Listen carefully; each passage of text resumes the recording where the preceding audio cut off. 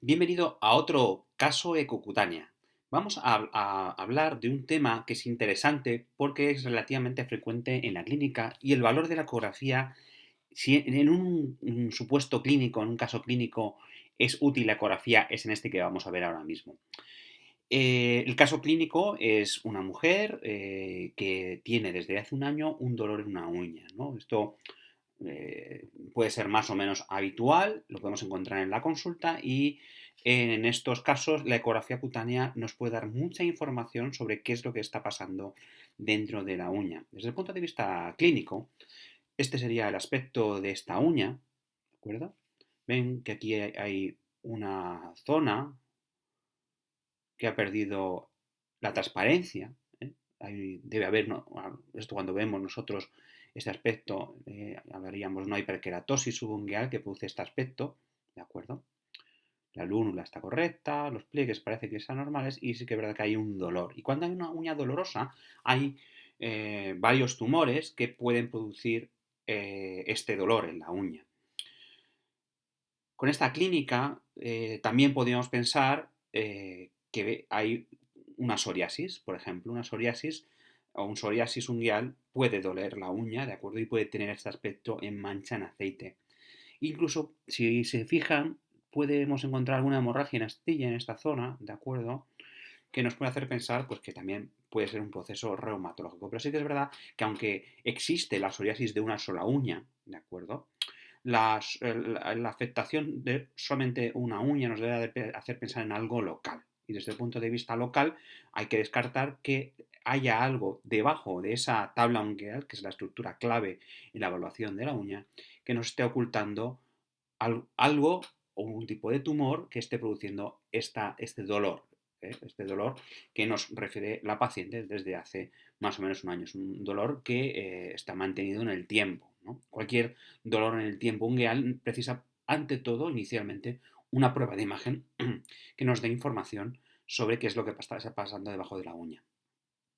Cuando hacemos el corte en longitudinal, que es el corte más informativo, como bien ustedes saben, de la uña, si somos sistemáticos encontraríamos la tabla ungueal, ¿de acuerdo?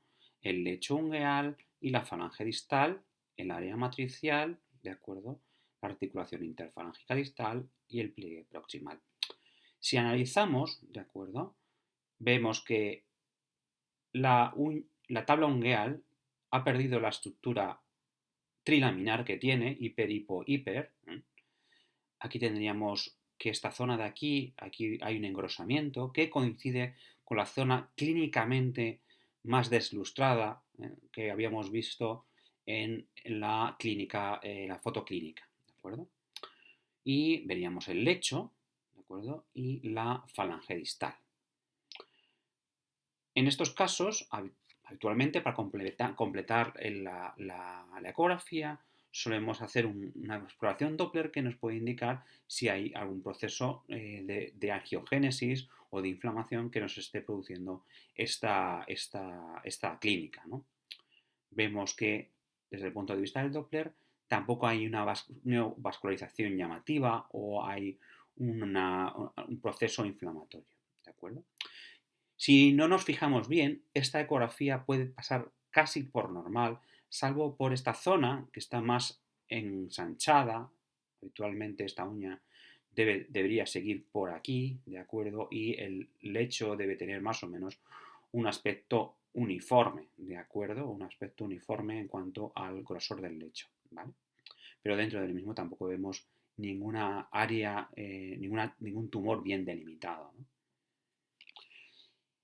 En este caso podríamos dar la lesión, ¿de acuerdo? Como un engrosamiento de la tabla ungueal, pues con un ensanchamiento del espacio del lecho, ¿de acuerdo? Con una zona en la falange que tiene este aspecto. Esta zona con este aspecto puede ser una variante de la normalidad o puede ser una afectación. Para saber si esta uña está afectada desde el punto de vista de la falange, ¿de acuerdo? Tendríamos que hacer una comparación con la uña contralateral.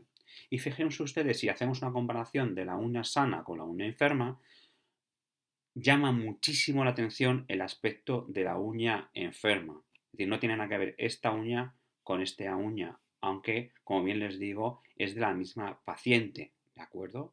La comparación, siempre que ustedes tengan duda de, de la normalidad o la anormalidad de una exploración ungueal, es muy interesante hacer la comparativa con la contralateral, ¿de acuerdo? Como en cualquier exploración radiológica, ¿de acuerdo? También la exploración contralateral es clave.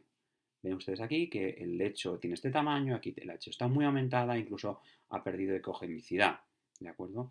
Y aquí en esta imagen incluso podemos ver que aquí está la falange, digamos, que tiene una cierta erosión, ¿de acuerdo?